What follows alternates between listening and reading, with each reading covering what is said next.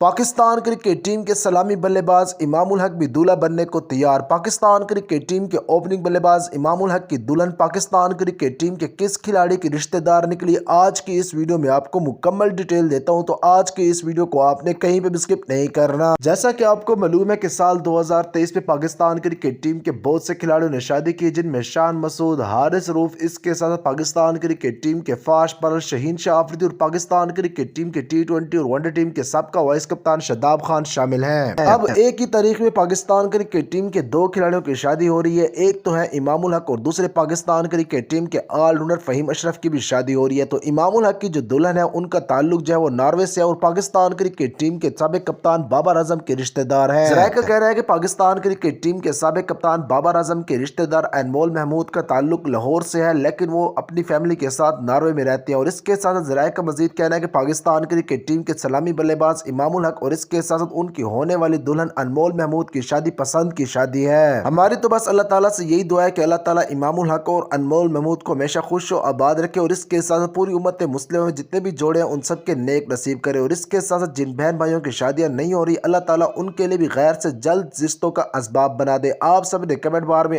آمین ضرور لکھنا ہے۔ کہتے ہیں کہ اس دعا پر اگر 40 لوگ مل کر آمین کہہ دیں تو وہ دعا ہر حال میں قبول ہوتی ہے، تو اس لیے آپ سب نے کمنٹ بار میں آمین ضرور لکھنا ہے۔ اگر آپ کو پاکستان کرکٹ ٹیم کے سلامی بلے باز امام الحق کی شادی سے آگاہ کروں تو آج ان کی مہندی ہے، کل بارات ہے اور پرسوں یعنی کہ 25 کو ولیمہ ہوگا۔